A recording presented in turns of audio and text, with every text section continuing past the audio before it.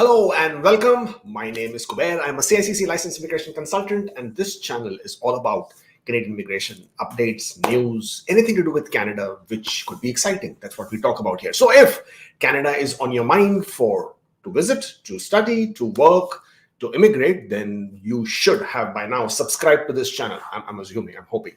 And of course, it is also very motivating, right, to see the numbers go up. So please, it helps. And not only that, it also helps promote the channel. It also helps us getting the word out. And when we invite guests, the bigger the channel, the bigger the guests, and that way it becomes easy. The actual goal or objective is at some point of time, once at least, we should get the immigration minister on our channel so that we can talk to him, we can quiz him, we can get to the understanding of what exactly is going on. And if not him, at least somebody senior up there in IRCC who we can then have a chat with. But in order to do that, obviously, we need to make a bigger channel out of this. So please do subscribe. It'll help.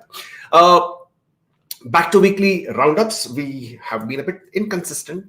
My apologies for that, for different reasons. But hopefully now that we are back, we should continue without any breaks anymore.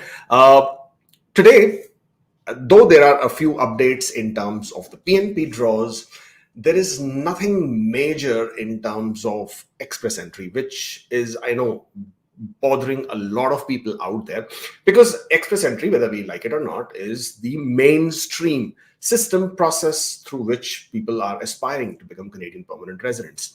And therefore, with a gap in the draws, with no clear indication of what really is going on from IRCC, it obviously is fretting a lot of nerves out there. So we'll talk about that. We will talk about that in detail. And of course, we will talk about what a chaos IRCC has become. And I would hate to call them a joke, to be very honest. Why? Because there are some very good officers. There are some very compassionate officers. There are some very, very sincere people who work in IRCC. I have seen them make some exceptional decisions when it comes to certain application types. I've seen them, make those exceptions which you would expect from a person who's being kind, who's considering the actual circumstances. And of course, then there are instances where we have seen them make blunders, and sometimes I wonder how. I recently had an application. When I signed up with that client, I told that client, listen, the chances for this going through are next to nil, but it's a risk that you have to take because that's the only thing you can do. And the circumstances in that application were such that they had absolutely no other choice but to proceed. That's basically taking a risk. I said, so the only thing that can go wrong here is that you will lose your application fees because IRCC will refuse it. That's what I would assume. And you know what? In spite of everything that I have learned and I've experienced and I have understood and I have known to understand on how IRCC operates and works and everything that goes around with the law, it baffled me when I saw the positive response and approval. Of course, the client was happy. Of course, I was overjoyed. But then that also told me that there is no dead end as far as IRCC is concerned. Sometimes they surprise you with absolutely baffling decisions in the sense like there was no way this application should have been approved. At least not the technicality, not the law. Nothing suggests that this application should have been approved, and yet it was approved. And when I obviously ordered the GCMS notes, and I got them pretty quickly, and when I saw the GCMS notes, and they completely skipped the basic problem of the application. They just ignored it for whatever the reason might be. Now, I do not know what the reason was, whether the officer was, the adjudicating officer was new, training, wasn't aware of how this can imply, or simply chose to ignore it. But it happened, and that's what we are quite happy about. I mean, at least the client was extremely ecstatic. I got the credit. I don't deserve the credit there, to be very honest, because it was their risk to take. They took it, and I'm so glad that they did. But this is how IRCC has been showing their colors in the reds, blues, and all different hues of other variations as well. And sometimes we enjoy it, sometimes we rejoice it, and most other times, as is been happening in a lot of other cases, we are not happy with the way things are going on down at IRCC. It has almost, I know sometimes calling it these words like chaos sounds a bit extreme, but it actually is not, to be very honest. The GCMS systems, which the global case management system that IRCC is using to work with express entry, it's now effectively 12 years plus. I mean, I'm not sure when they actually started working with that system because there is no way to establish that at this point of time. Express entry was launched in 2015. But the system that they launched obviously was in the works for at least 3 to 4 years before that. That's the pace of things here, right? We are a first world country, but hey, we take our own time. Everything must come to a stop, right? So yeah, I'm assuming at least 3 to 4 years before that, they should have started working on this skeleton, or at least the coding of the system to develop it, to design it. So going by that number, you're thinking GCMS system is approximately 10 to 12 years old, more than 12 years old. And as I posted on Twitter, and obviously some people who are experts in coding and who understand the IT systems better and who understand the robustness of these structures better, some of them commented that there are programs, there are systems which are older than obviously 12 years back, of such kind of systems. And if they are maintained well, if their foundation coding was done well, then they should still be running smoothly and operating smoothly. But this one that we have has been glitchy from the get-go, from the time it started. There have been glitches, right? We know it. For example, you get your points for work experience 1 month before you even complete your 1 year of work experience. For example, in Canada or outside Canada, doesn't matter. If you say you have arranged job offer, it gives you 2 spots, right? Letter of employment and offer of employment, and people are always confused. There's nothing to be confused. It's actually the same thing. It is much more expensive for them to remove one of those options or tabs, and so they just leave it there, and it confuses people, and they don't bother to clarify. So things like this, right? And we've always known that it has been glitchy. So whenever there has been any change, it has pretty much shut down. The changes when it came to NOC 2016 to 2021, right? It was a big change. It fundamentally changed the whole system, the way it operated, from 4 digits to 5-digit NOC code, right? And we had a problem. November last year, I'm not sure if you remember, 22nd of November onwards, the draws stopped because the glitches, and they resumed only in January. This time, the change that was made was to the zip codes or pin codes or postal codes, whatever you prefer to call it, to the Canadian addresses in the express entry. Now, some of the fields will ask you for the postal code, and in some field, the minute you say it's a Canadian address or a Canadian person, or a Canadian residence, it doesn't show the field to upload the postal code, and therefore, because the field does not show, obviously you cannot enter anything. But on the back end of the whole system, it requires you to put that postal code, and you obviously can't, and therefore that creates a glitch, and they still haven't been able to resolve it. The last express entry all program draw was the 10th of October. From there on, they did conduct a program specific PNP draw. They did conduct the category based draws for healthcare. They did conduct a French category based draw as well, but that's pretty much it. And then they started realizing that these glitches that have been created is creating an issue with the fact that people are not able to complete their applications. They're not able to complete their profile. September 26, 27, 28, the draws that happened on 26, 27, 28, those people were given extensions of 60 days because obviously they can't complete their profiles. We have to wait and see if the October applications will also start getting extensions, especially the 10th of October, guys. At this point of time, though they acknowledged this on Twitter and said, yes, we are facing these issues, but then we didn't hear back for some time. And then they said, okay, we have resolved the issues. Now you should be able to complete it. And then we realized, no, the issue has not been resolved, because if you have a dependent, or especially a dependent child, then again, you're not able to complete their profile. And again, then IRCC came back, and on the Twitter again, for some reason, obviously, that is the medium of choice for communication from IRCC. They again came back and said that this exists, this is still an ongoing issue, and that they have extended deadlines. That's all. And it is still being worked upon. So that is the most recent update as far as the express entry system is concerned. It is still it's still glitchy. There are still issues there. They are working on it, and up Qatar mein hai. Work is in progress. So, we'll have to wait and see how that goes. But how is that going to impact express entry? We're going to talk about that after we get to our weekly roundup, right? Or after we finish our weekly roundup. So starting with our weekly roundup, this is the quote of the week. When you feel like giving up, remember that hope whispers, try one more time.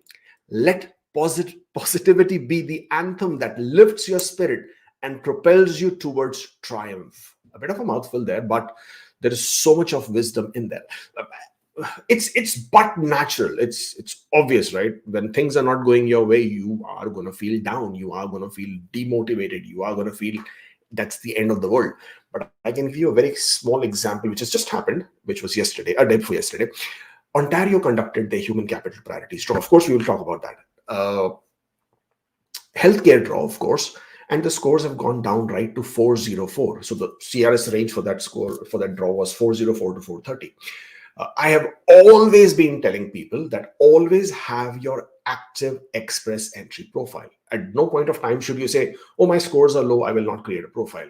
2021, I think it was 16th of February or 16th of February. It has to be after the Valentine's Day. The historical draw, which was conducted at the CRS score of 75 only, right? You can never forget that. 27,000 invitations were issued. So only those people benefited out of it, if at all they had their active express entry profile. Again, Ontario conducted a draw, you had an active express entry profile. So don't ever feel that it's finished, it's ended, it's gone, it's not going to happen, nothing's going to work for you, blah, blah, blah. Things can always happen. Things can always be in motion, which you're not aware of. The wheels are always turning. So if it's your destiny, if you have absolutely manifested that you will be walking on the Canadian streets with the snow on your face at this time of the year, well, then it probably can happen, as long as you are absolutely positive about it and you put your efforts behind it. So please do have your active express entry profile at all point of time. And when you feel like giving up, remember that hope whispers, try one more time. Let positivity be the anthem that lifts your spirit and propels you towards triumph. This is the Immigration Weekly Roundup. Stay up to date with us on absolutely all social media platforms. We are everywhere. When you're there, just do give us a follow as well. PNP draws. That is a lovely moose in the background. If you didn't know, Ontario, as I was just telling you, had conducted a draw, and there has been a big gap with Ontario draws. Right, we haven't heard from them. The last other thing they did a couple of weeks back was the Masters PhD stream draw. So this one is now 1,052 express entry candidates were invited in healthcare occupations to apply for provincial nomination. The CRS score range was 404 to 430. The eligible candidates obviously have to demonstrate that they want to live in Ontario, and their primary NOC code should be one of the 42 listed NOC codes. The list of NOC codes is 42 long, right? So you can obviously head over to the Ontario's website, take a look at it, and see which one was that. But by and large, a lot of people are still troubled with the fact of why is it that the score was at 430. This is usually the case whenever the Ontario draw happens, and people whose score is more than the upper cutoff, they are the ones who are the most upset as to why are the scores at 430. What about 440? What about 450? What about 460, 470, 480, blah, blah, blah, blah, blah. But what is actually the reason for something like this is, well, you missed out because you did not create your express entry profile on time. It is not Ontario's fault. It is not IRCC's fault. It is, you took your time to create your express entry profile. You came into the pool late, and therefore you're not included. And the reason why you're not included is, let me see if I can find this here. Hold on. The last express entry draw that happened, that's where it is, right? Where did it go? Do we have it here? Yes, the last, let me make this slightly bigger. Now, there was an express entry draw, which was on 26th of October, which was healthcare occupations, which was a category-based draw, right? 3,600 invitations were issued, and the score went down to 431. So, if you were a person whose score was 440, 450, 460, 470, 480, 490, 500, plus, and you are getting upset as to why Ontario has not invited you, well, this is the reason why they didn't invite you. If the last express entry draw was at 431, as far as Ontario is concerned, most of the people were cleared, and it doesn't make sense for them to invite people above 431 or 430 for that matter, because most of them would have received their invitations anyways, right? Or in future, as and when IRCC conducts another category-based draws, they would also get covered. So what Ontario then does is they invite people with a score ranging between 404 and 430. So know this, that the human capital priorities stream, whenever they conduct a draw, whether it's tech, whether it is French, whether it is healthcare occupations, their upper cutoff is always 1 point less than the last express entry draw cutoff for whatever the category would be. Now, obviously, now that we have category-based draws, earlier it was just the regular express entry draws. So because the category-based draws for healthcare was at 431, therefore they have decided, or rather they decided to conduct a draw with 430 as a cutoff. Now, this is brilliant. Why? Because it gives an opportunity to people who are at that lower range of the scores. Otherwise, they just do not have a chance, right? I mean, you would agree with that. Imagine if all the time IRCC was conducting a category-based draws and the scores remained in 430 upward range, right? So what happens to people below that?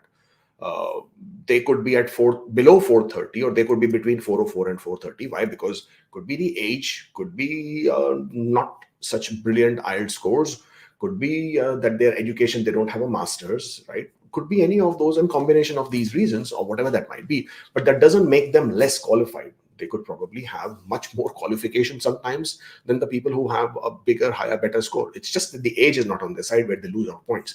So this kind of let me choose my words carefully. So this way of doing the draws from Ontario actually provides an opportunity for a much larger segment of that category, if you want to call it. So in this case, healthcare. Obviously, it's a well-known fact that Canada needs healthcare professionals. They are in desperate need of healthcare professionals. This is also a case of one hand not talking to the other hand. Why? What am I talking about? They do invite people, and of course, with this healthcare draws, they are inviting lots and lots of people. But then the process to get your license to practice is so stringent that it demotivates a lot of people, right? I mean, it's a known cliche. It's an old cliche. It's a cliched statement when they say that doctors and engineers come and drive Ubers in Canada. Why? Because the licensing process is so stringent, it's so long, it's so tedious, it's so cumbersome that people just do not have the patience to go through the whole process to get it. But people who do go through the process, people who have the patience, who have the perseverance, who have this foresight, who are forward thinking, who are willing to go through the process, they realize that the fruits at the end of that process are much, much, much more lucrative, if you want to call it. So definitely, if you are a person who was invited in the healthcare profession draw, then congratulations, and this is a great opportunity. Now, similarly, that's another thing which comes to mind, right? So obviously, people are talking about tech as well. Why are tech draws, regardless of the fact that IRCC can also conduct category-based draws, and even then they are quite high with Ontario? Well, first of all, IRCC has not yet conducted a STEM category draw in a number that is expected of them, or rather that was expected of them. The draw that they did conduct was of a meager 500 invitations. That was also in July, which is now feeling like prehistoric times, looking like centuries back. And they only invited 500 people. 486 was the score. In the regular express entry draws, obviously STEM category draws are also included. They get invited. But as far as Ontario is concerned, because the last draw was at 486, if Ontario is to conduct a draw today, if they are to conduct a draw today, I do not know if they will or not. But if Ontario has to conduct a tech draw today, in my opinion, and going by the past historical data and trends and logic, the upper cutoff would be 485, because that is the last STEM category draw.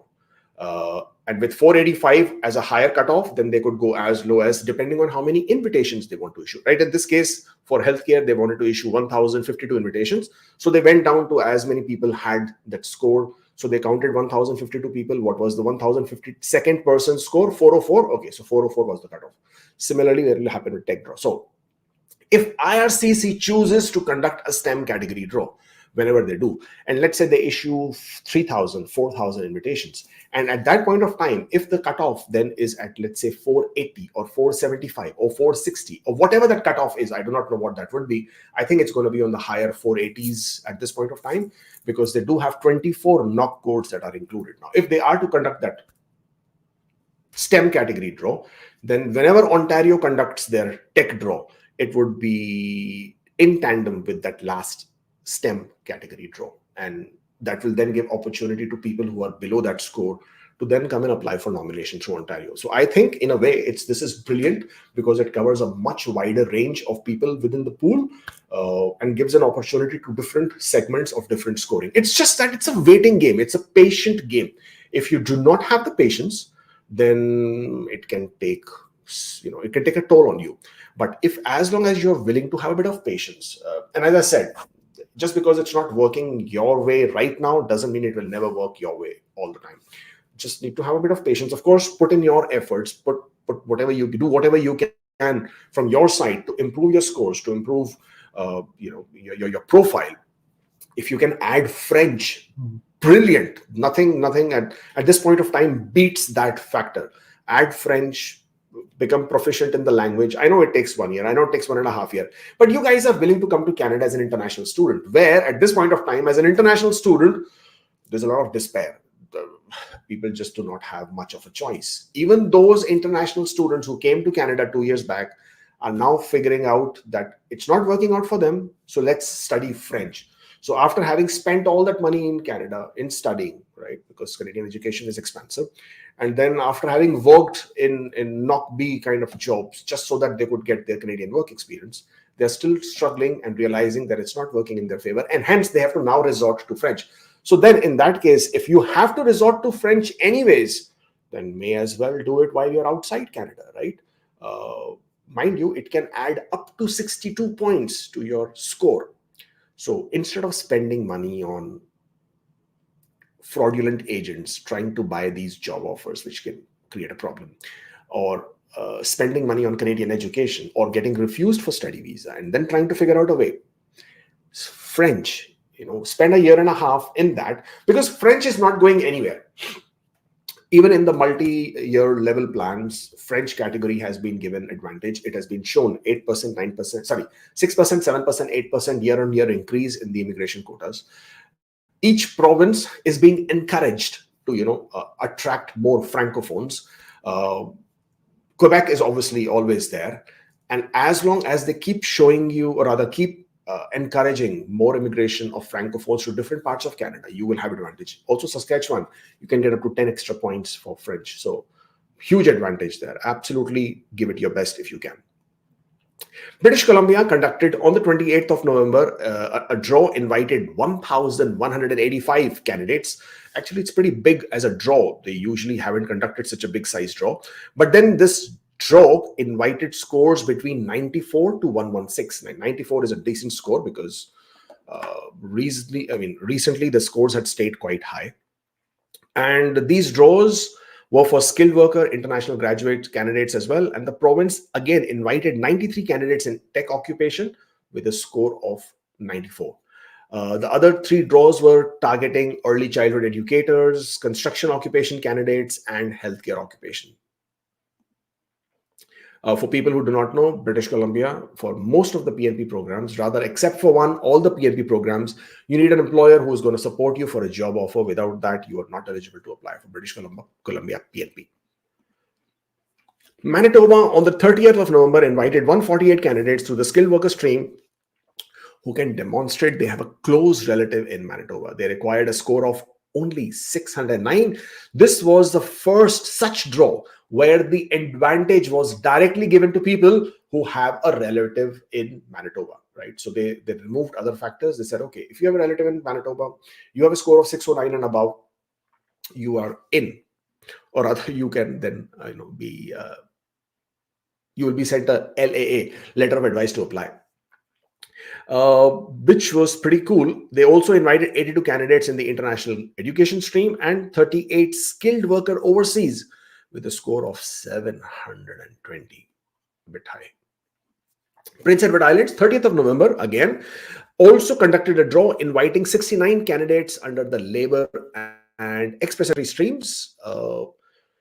I know PEI is again promoted by a lot of agents out there as aapki file lodge kar denge Prince Edward Islands in PNP. But to be very honest, Prince Edward Islands always concentrates and encourages only people who are inside the province, not even inside Canada. People who are inside the province who have already shown intention of wanting to live, reside, work in Prince Edward Islands. They are encouraging those people, and the nominations are being given to those people. So in the last 12 months, they have invited 2,528 candidates through their PNP streams. Go back. There was an Arima draw on the 16th of November inviting 1,210 candidates. No occupations were targeted, but the minimum score was 609. The people required a level 7 of your French language, which is, I wouldn't say it's high, because people, if you can achieve 7, then you pretty much have a good chance to get through anyways. In other news, Canada made changes to their inadmissibility fees. So for people who are, God forbid, inadmissible to Canada, and you need to apply for your ARC, authorization to return to Canada, or rehabilitation, or to restore your status, the fee structure has been changed. The new fee has been increased by not too much, just about 15%. I would say that's the only increase in the fee in most cases. And of course, when you're applying for your restoration of status, etc., then please bear in mind that the fee has gone up so that you can pay the correct fee. Ontario has chosen to raise the wages for early childhood educators to ease the labor shortages. I'm not sure how that helps, because you raise the wage, but your labor shortage is there. Now, obviously, I think it helps in the way that more people will be attracted to work in this particular occupation by getting the regulatory licensing. The wages have been increased to 23.86 an hour, which will be in effect from next year onwards. Yeah, that's primarily your weekly roundup. Let's talk about first. Connect with us on various platforms. We are there ever. And if you're still here, then please hit the boop button, hit boop on that like button so that we get this video out to more people. And of course, don't forget to subscribe to the channel. Yeah, let's talk about the main agenda for today, main point for today's weekly. Chaos, that is IRCC. Is it fair to sort of call IRCC a chaos? I know most of you would absolutely jump on and say, yes, IRCC is a chaos. IRCC is a mess. And I was just saying earlier at the beginning of the video that I have seen some really, really good decisions that have come out of IRCC. But IRCC has predominantly become, or rather what I'm calling a chaos, or what it seems like it has become a chaos, is for so many different reasons. COVID, obviously, we will not forget COVID. But can we still blame COVID? I mean, it's now, it's old news now. We can't blame COVID anymore. It gave us an opportunity to restructure, to redesign the way we do business, the way we do work. The backlogs were there. This month's report said that the backlogs are up to an all-time high for this year, which basically tells you that something is again not right. Earlier in the parliamentary meeting, IRCC's deputy minister has also come out and said that they are restructuring IRCC so that new divisions are being created, staff are being reassigned so that they can concentrate and focus on one line of business versus going out over to different lines of businesses. They are assigning more people in terms of where there is a bigger requirement, but it's not really helping. For example, if you apply for a postgraduate work permit, or if you apply for any work permit for that matter, if you're in Canada, the processing time is 4 or 5 months. Now, picture this. You are an international student, all right?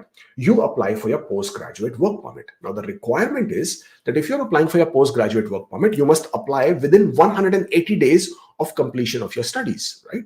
So you applied for a postgraduate work permit, let's say a month after you have completed your studies, because, hey, you needed to, find a job. You didn't want to waste your postgraduate work permit. So you applied for your postgraduate work permit. Now, the decision has come 5 months later saying that your application is being refused. Why? Because let's say you did not upload a document properly, or let's say you made a mistake in your application. And in some cases, sometimes they don't even tell you why it is being refused. It's just refused. And then you have to figure out why it was refused. Now, at that point of time, you have now crossed your 6 months period. Okay. Now you are outside that period of time when you can apply for your postgraduate work permit. And what mistake did you do that you are no longer now eligible for a postgraduate work permit just because of a small error? I mean, that error would have been rectified had you got a decision in 1 month or 3 weeks or 4 weeks or 6 months, or 2 months or 3 months. But because of this delay, extensive delay, you are now left in a lurch whereby you now have to restore your status, apply for another application, appeal to the compassionate side of the visa officer, hoping that under the humanitarian grounds that that you're now outside the 6 months period, they will still approve your postgraduate work permit. And then you're only hoping and waiting and counting, because now you can no longer work. So you've lost that implied status. You can't work. So each day for the next 5 months, which is again the processing time, you will just have to wait, eat into your savings, and hoping and praying that your application gets approved. So this is a huge mess that has been created because of these delays. 5 months, that's what it takes. This is just one issue. Okay, that's the reason why there is so much of pressure at the port of entry. People resort to going to the to flagpole to get their work permit, but of course they lose the advantage of the implied status there. But anyways, this is just one aspect of it. Second aspect, people who have applied, or rather whose COPR date is, so I'm sure there are so many of you who are waiting for your applications, right? Express entry applications so you've already applied for it, you're waiting for the processing to be completed, you're hoping one of these days it would be completed, and then you would be able to, once and for all become permanent resident.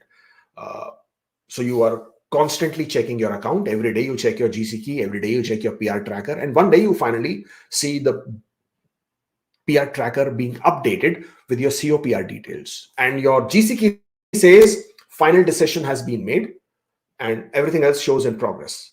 Now you already know in your mind, and obviously through the social media platforms and forums and Facebook groups and all these other Reddit forums, that your application is approved because the COPR details have been issued, or rather have been assigned.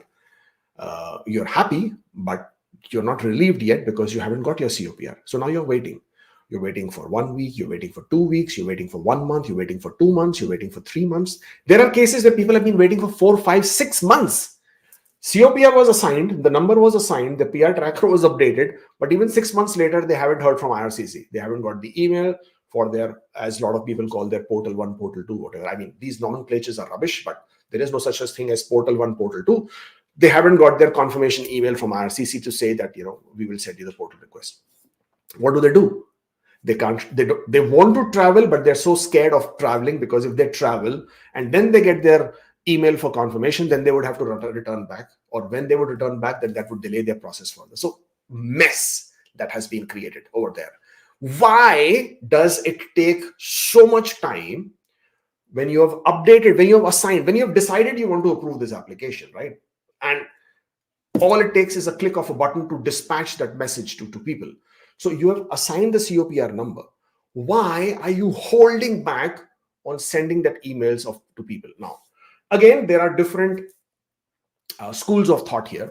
And one big school of thought is that their PR quotas for 2023 have been achieved.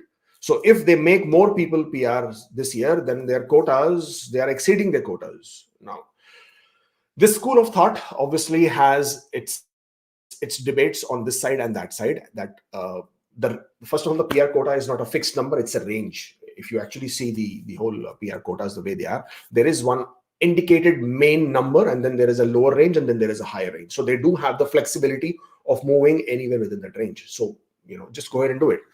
Then there is another school of thought which says that they might have even exceeded the higher range, and then they are holding back so that they can then give out these COPRs January or February or next year, so that they can account for next year's PR quota. Well, fair enough. I do not know the reality. I do not know the truth behind this. All I know is at this point of time, it is creating a severe state of anxiety amongst so many people who have their COPR data updated, or the COPR numbers assigned, but they're not getting anything. They're not getting their email for their confirmation of permanent residence. Second, after you get the email, okay, and you respond back, then there is another long wait for your portal request, which people refer to as portal 2, right? Where you can upload your photograph. Now that is taking forever. Again, people have been waiting for weeks, for months. They do not know what's happening. Third problem is you have now updated your portal apps. You uploaded your photograph, you uploaded your data, and now you're waiting for your ECOPR, and yet there is a delay. You don't know when the hell that is going to happen. So can you imagine? First of all, that there is the anxiety of what is happening with your application, right? So now you can see your application has been approved because the COPR number has been assigned. From there on, for each step, it is excruciating. They created this virtual landing process so that it was efficient. Earlier, trust me, it was very, very efficient. You would get the confirmation email. You tell them that you are inside Canada. Bang, the next day you get your portal access email. You upload your photograph, and within the same week, you have your ECOPR. This was so quick, so fast, and it was so efficient. But now I'm not sure exactly what's happening down there at IRCC, but this is absolutely not working. Or there is this severe issue here, which they're not able to address and not able to identify what's going on. Hey, problem is not yet ended. So now you have your ECOPR, right? Then what? Now you're waiting for your PR card. And that PR card, that plastic piece of document, whatever, the card, PR card, now that can take anywhere from few weeks to few months from there on. And until you have your PR card, you are obviously freaking out. Can you travel? Can you not travel? Should you go for your wedding? Should you not go for your wedding? Should you postpone the date? Should you, go for anything emergency? Through all this process, from the time you have seen your your COPR number being assigned to your PR card, it is now spanning a period of more than 6 months, which is ridiculously rubbish. I mean, it's ludicrous, because why can't they just make this process more seamless? But obviously it's not. If you do travel, then obviously you have the option of applying for PRTD. If you have to travel, your temporary residence visas, I do not know who the hell has created these myths around the fact that your permit gets cancelled, your visa gets cancelled, it is voided, you can't travel, you can't do this. All rubbish. I mean, trust me, all these YouTube experts and all these Instagram experts have created more misinformation, have created more rumors, have created more problems for people than actually giving out proper information. If you want to check the validity of your TRV, which is on your passport, stamped, then go to your GCK account where you applied for. It will tell you whether this document is valid for travel or not. If the document is valid for travel, just leave from the departure country, come to Canada. You have your COPR, show the visa officer your COPR, no problem. If it, for whatever the reason might be, I have not seen them directly or indirectly revoking your status or revoking your documentation unless there is a reason for them to do that.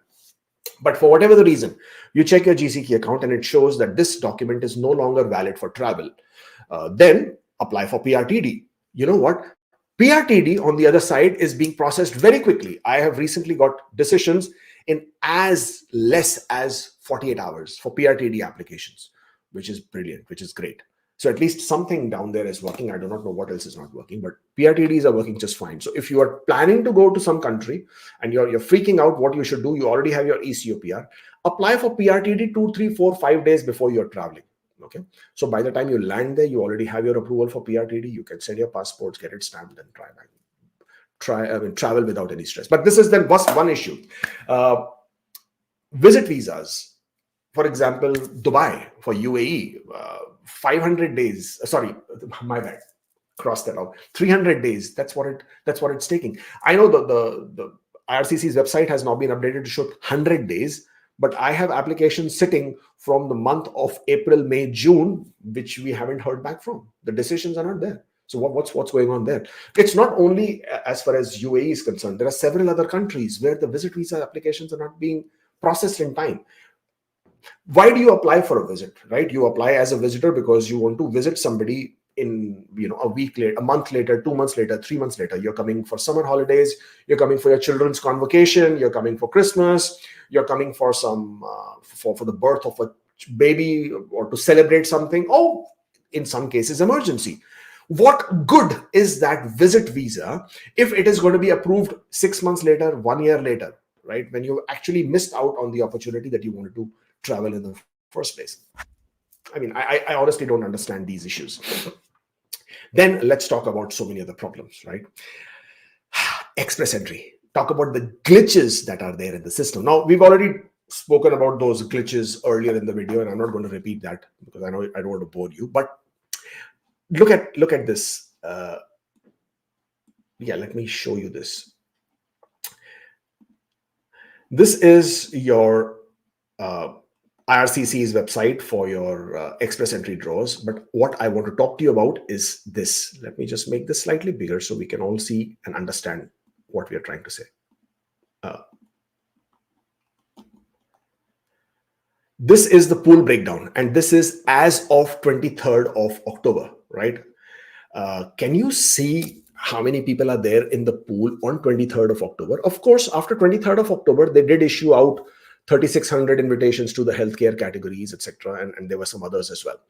So if you see the pool breakdown, 601 to 1200 has 1,536 candidates as of 23rd of October. Of course, there was the PNP draw, there was a French category draw, and then there was the healthcare draw.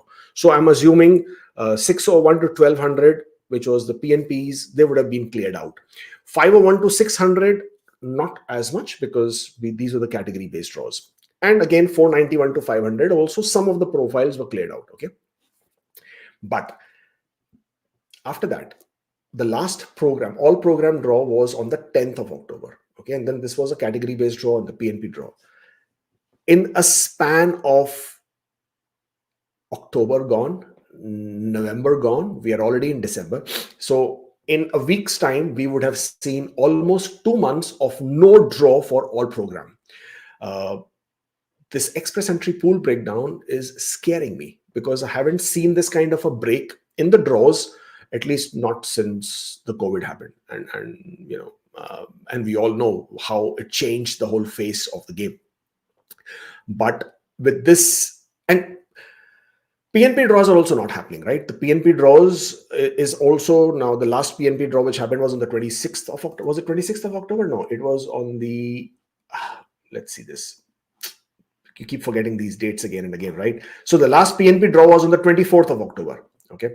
And if it was on the 24th of October and today is the 2nd of December, so there have been 2 draw weeks and we didn't see any draw. Nothing happened in November. No draws were happening. So PNP draws should have happened. You would assume so, right? Because IRCC has this obligation to conduct the PNP draws. They do have to conduct the PNP draws. Why? Because provinces are giving nominations, and if IRCC doesn't conduct the draw, then obviously those nominations are going down the drain. They're wasted. They also have a limitation. They're valid for 6 months, which basically means the provinces then will have to extend the nomination period. So the sooner they do it, the better, kind of a thing. PNP draws are not happening. That tells you that definitely the glitches are really serious. And the reason why they're not conducting a draw because of the glitches is because IRCC is saying if I issue the invitation, if they issue the invitation and you're not able to complete your application, not able to complete your profile, then what are you, you will not, they will have to continue giving you extensions, thereby making it a much bigger mess. So may as well not give out invitations, hold the invitations back so that the glitches can be resolved. But the consequence of this holding back, that is looking a bit scary right now. What do you think is going to be the next express entry draw whenever it happens, the all program draw? What is it going to be at? What number is it going to be at? Take a guess. Take a wild guess. The first express entry draw, all program draw, which happened in July last year, was a very, very high score draw, right? Would we expect something similar? Because mind you, since for the last 1 month, there has been no PNP draws.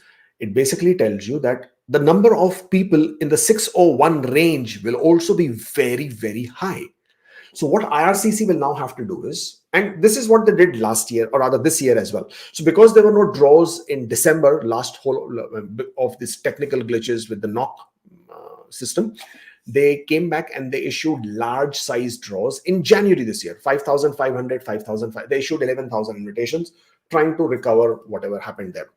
Will they issue something similar in December? Will we kiss 2023 goodbye with a big bang and have a huge draw? Probably, I don't know, 5,000, 6,000 one draw, and then another 5,000-6,000, another draw, and then another, something what they did in March as well. They conducted 3 back-to-back draws with 7,000 invitations. Can they do something like that? Because if they don't do that, or if they do not conduct these back-to-back draws with a very big number of invitations, then the scores are going to be ridiculously high. All right. And as I said, people are already quite frustrated. People are quite anxious. People are quite antsy. They're quite upset with whatever is happening out there. And this is not going to fare very well with them. 525 plus of could be actually be 530 plus as well would be my expectation for the first draw that happens whenever it happens, primarily because of the number of PNPs that would be there in the express entry pool at that point of time. And that is what is then you have to wait and watch and see how many draws do they conduct back to back and how often do they conduct it. The more regular that they become, as in every week kind of a draw, or at least for 2 or 3 weeks, conduct some series of draws. That's how we'll have to wait and see. But in this whole game, I guess the most affected have been the STEM category people, right? 24 occupations have been identified in STEM category, and we haven't seen anything since July. Only 500 invitations. It's a joke, absolute joke what they did with that. But let's hope that we see these draws happening sooner than later. At this point of time, as I can explain, as I can see, the glitches are still there. Now, I know they're going to be under some maintenance regularly over this week. If that is taken care of, hopefully, fingers crossed, we might see a draw coming week. If, of course, the whole process, or rather, the whole system has been resolved, or the issues have been resolved. But let's wait and see how that goes on. Fingers crossed, right? We can only hope and pray that this sorts out. But as we keep talking about the chaos that IRCC is, right? What else is going on? Now, IRCC is pretty gung-ho with the agency aspect of things, which is pretty good because we need countries out there in the world on the global stage which are more humane. So whether it is opening up the doors for refugees, for people who need some relief for humanitarian crisis, well, Canada, I think, is at the forefront of that. As and how you go, recently they have announced 15,000 more people, 15,000 more places for the for the North American continent of Venezuela. Some countries, they've announced some North American countries who will be able to apply under the humanitarian compassionate grounds for permanent residence. Other than that, as and how there are world crises in different parts of the world, they have been able to offer relief for those citizens of those countries who are already in Canada.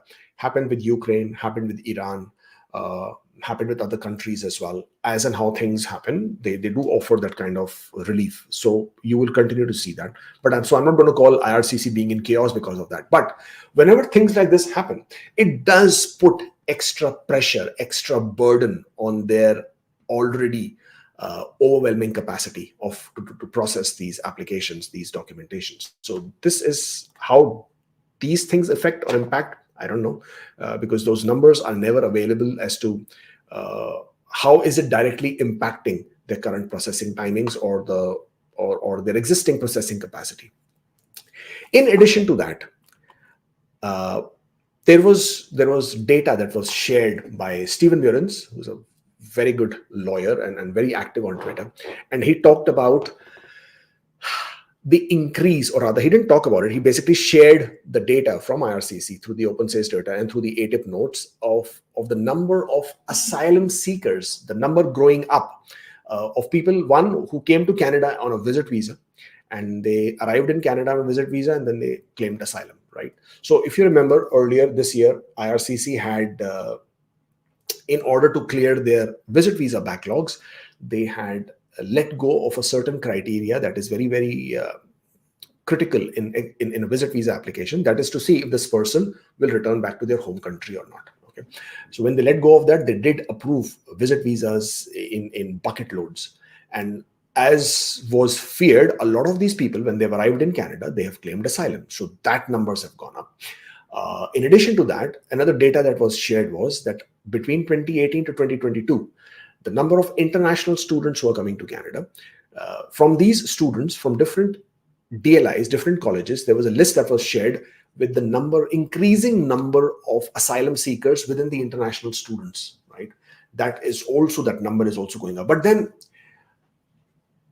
when these students or the student community or the work permit holders in Canada do not have the option, or rather do not have a good pathway or identified pathway to become permanent residents, then there are instances where they are encouraged by certain individuals to file for these asylum claims. Asylum seeking or refugee status, when you seek for certain for these statuses in Canada, you have to be very careful. Don't take these things lightly. Only when you need protection, only when you have fear of persecution, when you have when you are from a country which is undergoing some very serious challenges, only then should you file for these statuses, seeking asylum or refugee status. Otherwise, not only will your application be refused, you will then have a problem applying for any other status or under any other immigration program as well. So before you jump onto those things, please always be very, very careful. There is another talk about the housing crisis in Canada, right?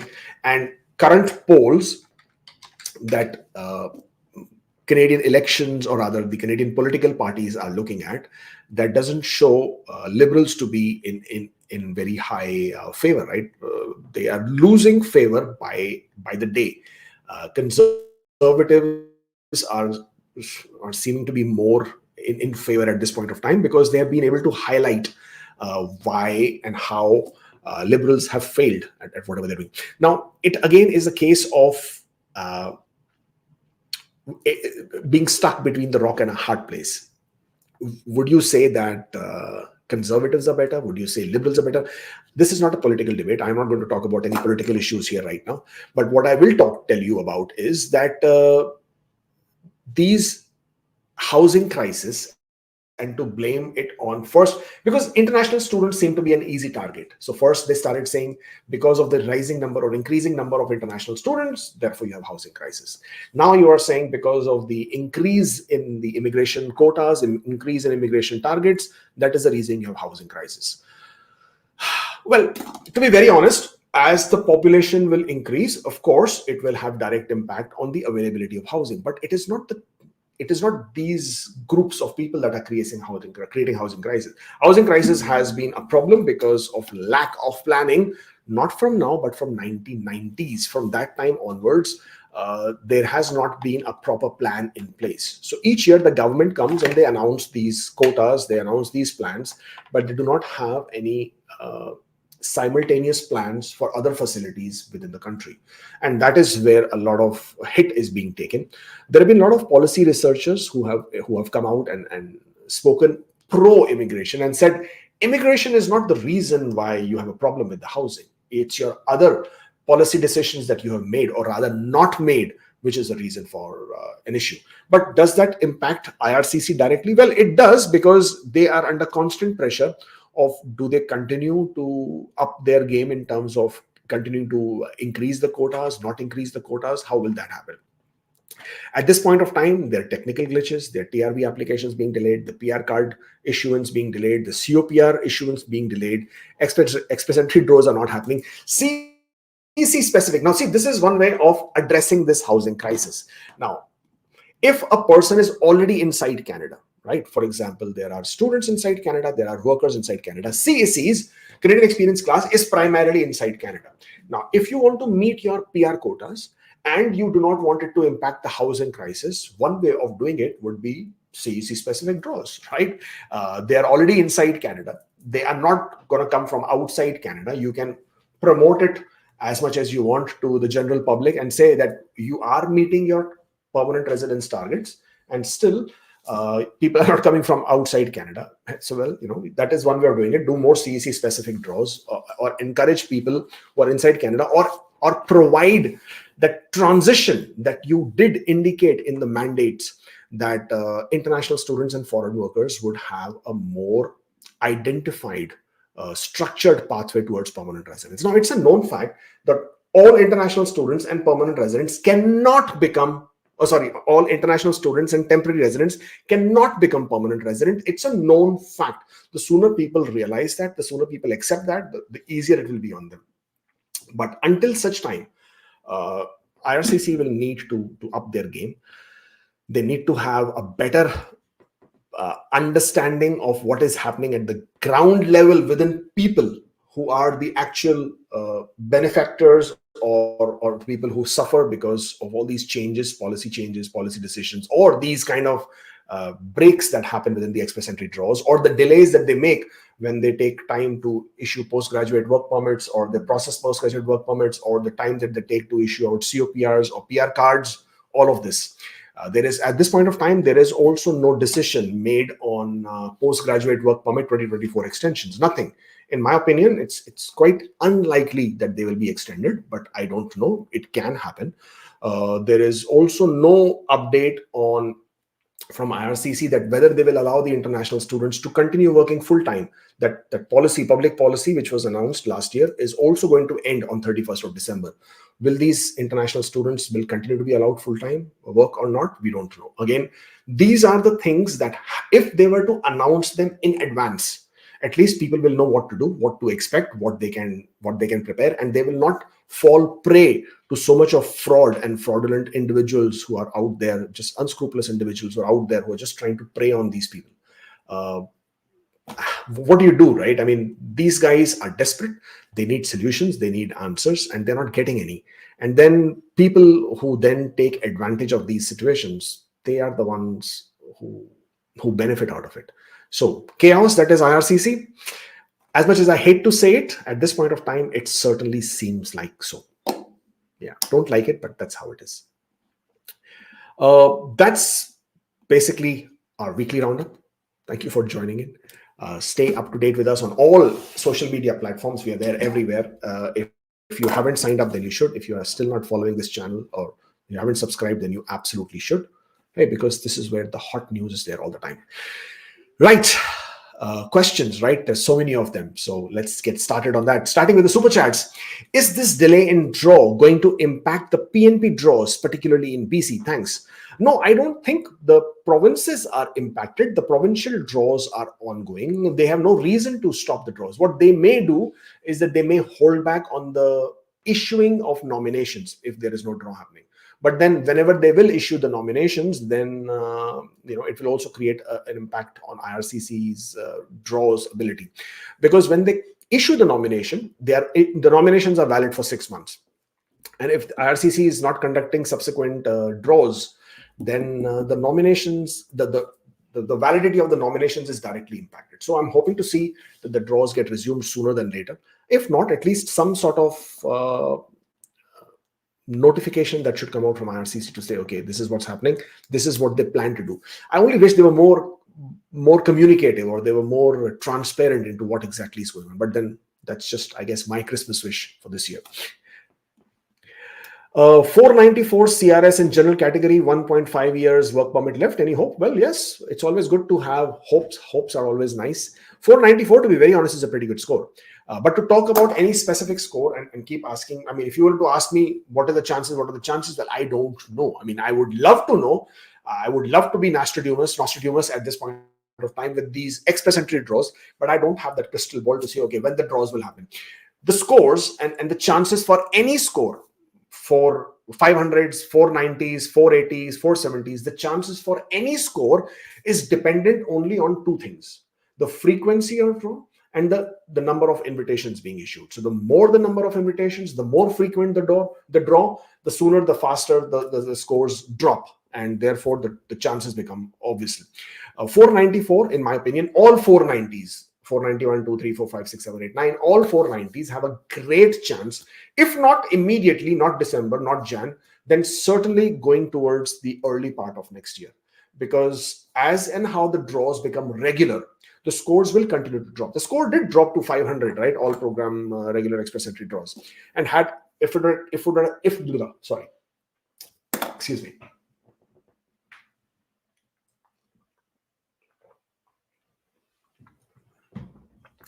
And if the draws would have continued with the regular occurrence, then you would have seen the scores dropping into 490s.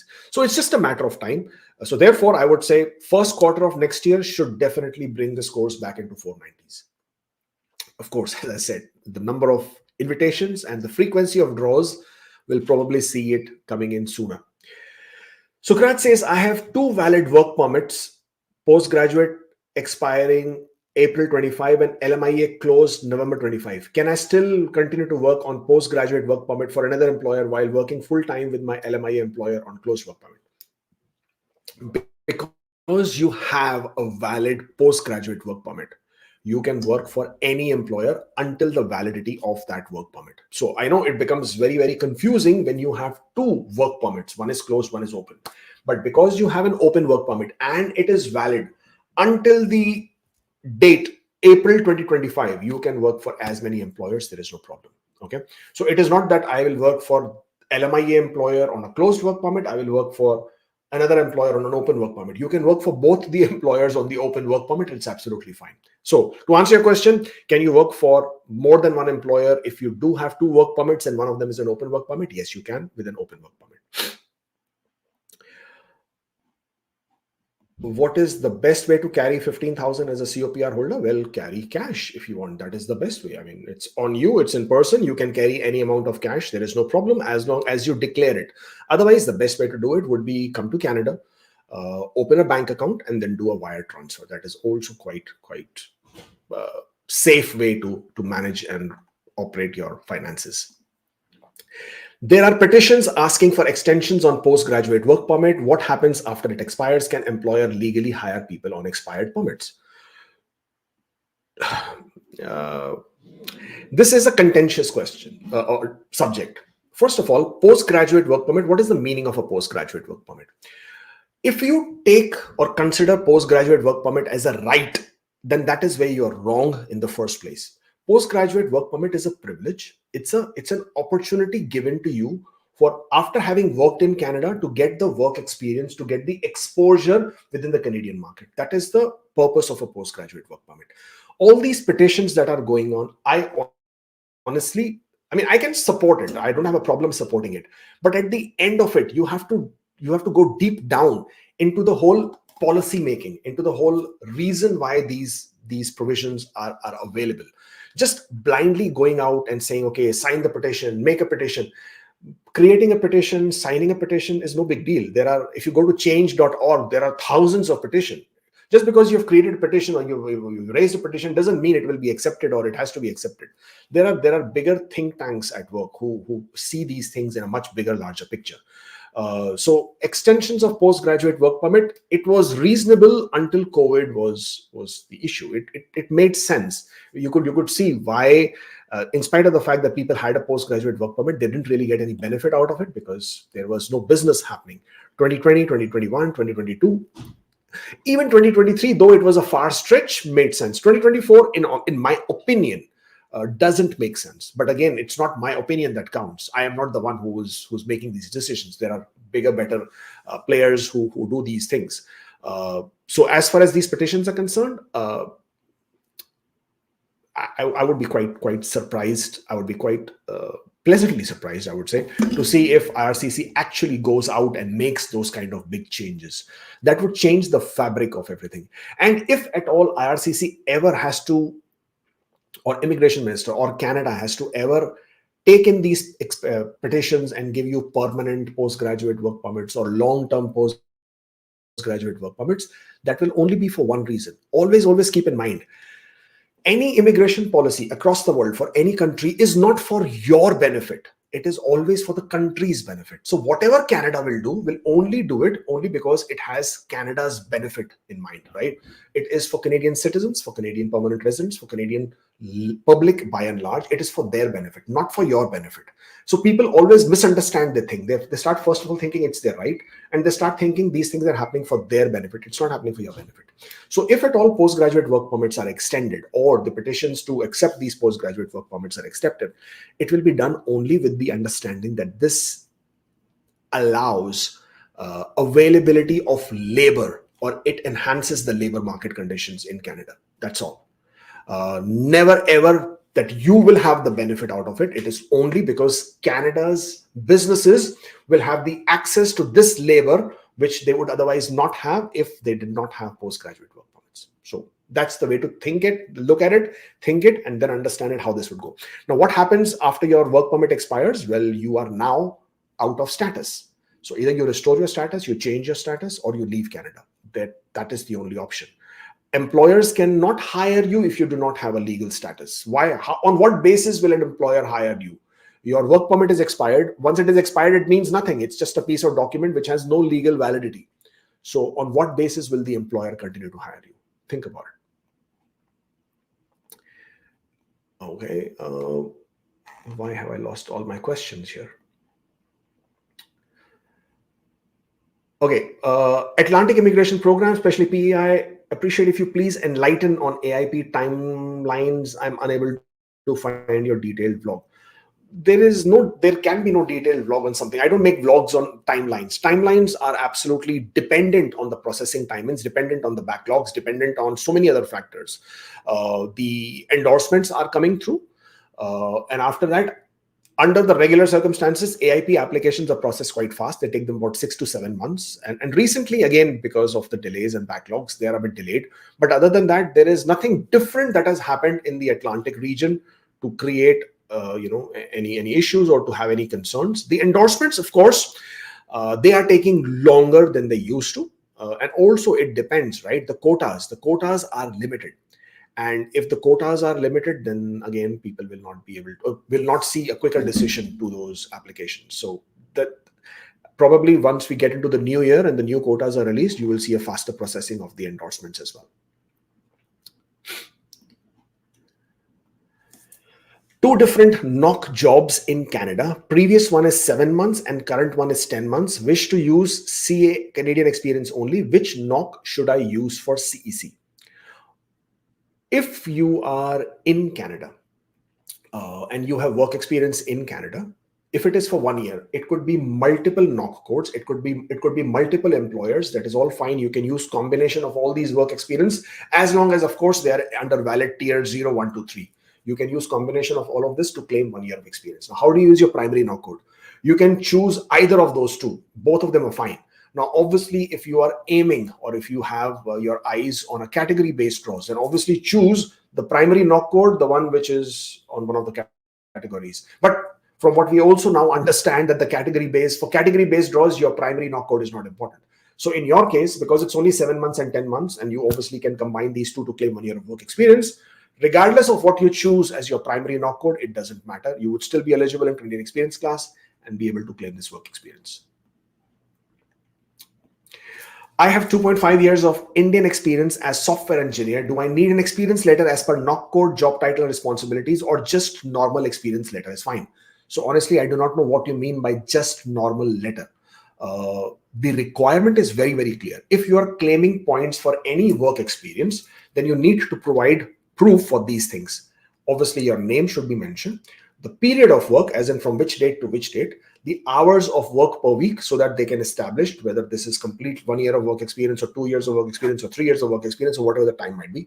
Minimum 30 hours per week is required. 1560 hours per year or 12 months. That will indicate that 1 year of complete work experience. So you should have an employment letter, experience letter, reference letter, whatever you want to call it, which should indicate your name, your job title, your period of work, your working hours, your salary, and most important, your job description.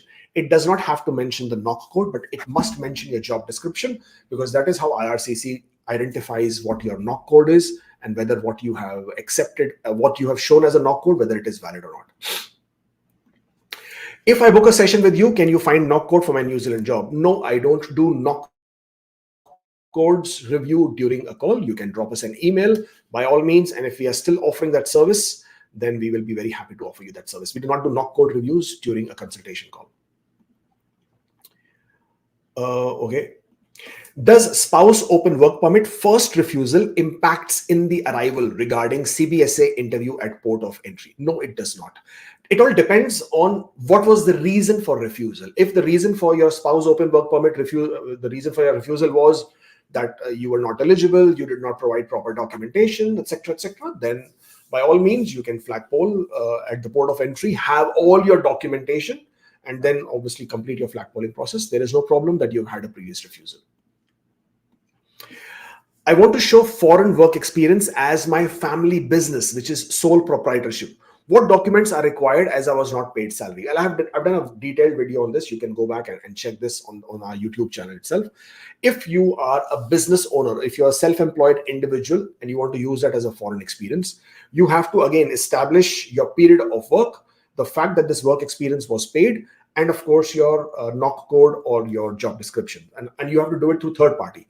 So you cannot take letters from your partners, from your employees. That is not acceptable. You have to take experience, or rather your job description letters, from your clients. You have to provide proof of ownership that you are the owner of the business, so any kind of business registration. You have to show income tax returns, bank statements, invoices of the business, not yours. So whether you took a salary or you didn't take a salary, that is irrelevant. You and your business are one for the purpose of immigration. This is not, we're not talking corporate law. We're not talking about commercial law. We're not saying that a corporation is a separate entity. We're not talking about that. We're talking about immigration law. You and your business are one. So your business's NOC code, your business's business activity, commercial activity becomes your NOC code. You need to get a third-party employment reference letter, which will list down the job description that you had. You will need to be able to prove your period of hours, working hours, and your period of work, since how many years you've been doing this business, right? All of this will be established through the letters that you will get from your clients, who will indicate that while they were doing this business with you, these were the services you were providing, and this is the kind of job that they saw you performing. Your remuneration, or that you are paid, will be established by you creating invoices, you showing your bank accounts, showing that you received money for this, or any kind of payment vouchers, any kind of copies of checks, any kind of copies of wire transfers, or whatever that might be. Of course, the income tax returns of the business. These all will be required for you to establish and prove your foreign work experience as a self-employed individual. Okay. Oh, where did I go? Postgraduate work permit expiring 24, passport expiring 24. I'm eligible for public policy extension. Is it necessary to renew passport before applying for postgraduate work permit? Postgraduate work permit public policy is for people whose postgraduates are expiring in December 31, on December 31, or rather before December 31, 2023. If your postgraduate is expiring on July 24, then you are not eligible for the public policy, unfortunately. Okay, on closed work permit, if 50 points are claimed and after PR, if employer is switched, would it cause misrepresentation for citizenship? No, it does not, because your permanent residence is not conditional. It is not conditional upon the fact that you have a job offer, you need to work for this employer, only then you will continue to be a PR. It is not conditional. As a permanent resident, you are covered by the Charter of Rights and Freedom, the Canadian Charter of Rights and Freedoms, whereby you have the mobility rights. You can live, work anywhere in Canada for any employer. So once you become a permanent resident, whether you work for that employer who gave you the LMIA for which you have claimed points, whether you work for that employer, you don't work for the employer, you switch the employers, you work for the employer for a few weeks, few months, and then switch, it is not a problem. It is not an issue. There is going to be no misrepresentation there because you're a permanent resident. It's your right to change your employer. Is it possible to include work experience obtained during a study when applying for express entry, considering an overall score of 486 in the STEM category and a PGWP expiring on June 24? Work experience while you were studying in Canada is not acceptable to be claiming any kind of points for the Canadian experience class or for federal skilled worker. So if you are in Canada on a study permit and working, that work experience you cannot claim for any kind of points. That's how it is. But if you were outside Canada and you were working while you were studying, then that work experience, if it is under a valid NOC, if it was paid, then you can claim that work experience. It's quite obvious that I will not be able to answer all your questions. So please, once the video is ended, come back in the comments, mention your question there, and I will come back later today and I will answer as many questions as I can. Does this issue also impact non-express entry processing times? Federal processing process for Quebec skilled worker program is extremely slow this month compared to previous months. I'm not sure how you are maintaining the data for all application types for month on month, because I certainly don't have that. So I'm not sure where you are getting it from. So this issue is a technical glitch in express entry. It has no impact on the processing of non-express entry applications. Quebec skilled worker applications as it is are a very, very slow application process. So month on month, how you are maintaining a data and keeping an eye on how the processing is working from express entry, I'm not really sure, but I don't see any impact on that at this point of time. Will the Alberta Accelerated Tech Pathway Program accept a job offer obtained in a different province if the job is an eligible job occupation list and eligible to work in Alberta? Think about it. Why would Alberta accept under their nomination program a job offer from an employer in a different province? Think about it. Think if it makes any sense. And if you're not clear about it, always go to the PNP website. You can check under the Alberta Accelerated Tech Pathway what are the conditions and criteria of the employer who is going to give you the job offer. And they will tell you very clearly that the employer has to be based in the province that is offering you that nomination programs, in this case, Alberta. Otherwise, there is absolutely no reason why Alberta should offer you a nomination. What is the benefit for Alberta? What is the benefit for the Alberta and Alberta employer? If your employer is outside the province and you are saying, hey, I have an employer in Ontario, he's giving me a job offer, hey, Alberta, give me a nomination. Alberta is saying, like, why? And why should I believe that you will be living in Alberta but working for the Ontario employer? So it never works, and it doesn't make any sense whatsoever. Must a pregnant woman arriving in Canada with spouse open work permit, proof of funds for the birth delivery, her insurance won't cover it?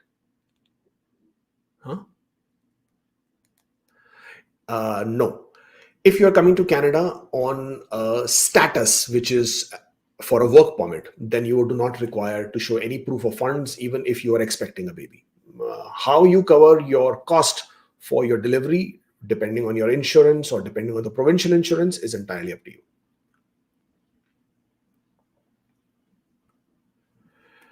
I got Saskatchewan JAL, now working on applying Saskatchewan. Can I extend my work permit based on JAL, or can I apply for open work permit after Saskatchewan? You need to get a support letter from Saskatchewan. So what you will have to do is, first you have to get the nomination from Saskatchewan because you have a JAL. JAL stands for Job Approval Letter. So once you have a nomination from Saskatchewan, you can then request Saskatchewan to issue you a work permit supporting letter. Once they issue you a work permit endorsement or support letter, then you will be able to apply for work permit as well.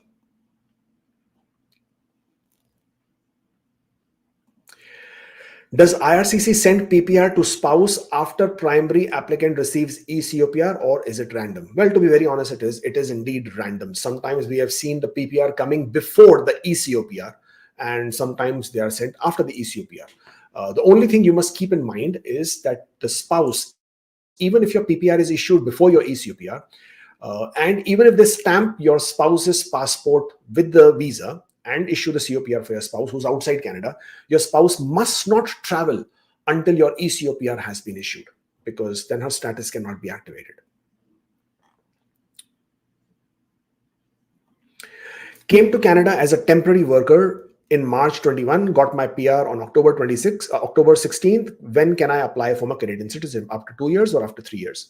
Well, the requirement is you have to live in Canada for 3 years, 1,095 days in a 5-year period in order to be eligible as a citizenship. Now, to get the credit for those 1,095, you can get credit of your stay in Canada as a temporary resident. So even if you were in Canada as a visitor, as a student, as a worker, each day counts as half, and you can claim a maximum of 1 year credit. So if you have lived in Canada as a temporary resident for 2 years, you can claim as 1 year credit towards your citizenship application. So you will need to live in Canada for 2 more years as a permanent resident, and then you will be able to apply for citizenship. Okay, last question before I scoot off. I know I can see there are tons of questions. I wish I would have been able to answer all of them. It can never, I've never been able to do that. But very quickly, taking the last question, and then please do come back and post your questions in the comment section below so I can answer as many as I can when I come back. I have 1 year of experience as an intern for software engineer in Canada, which is a full-time internship and a paid internship. Does this internship count for Express Entry? If this internship was obtained while you were on an implied status for a postgraduate work permit, or with a postgraduate work permit, or with an open work permit, or with a closed work permit, anything which gives you authorization to work full-time, then with that work permit, you would be able to claim points for work experience, even if it was internship. But if you are working as an intern on a study permit, or if you had a study permit at that point of time, you hadn't completed your studies, then that period of work cannot be counted.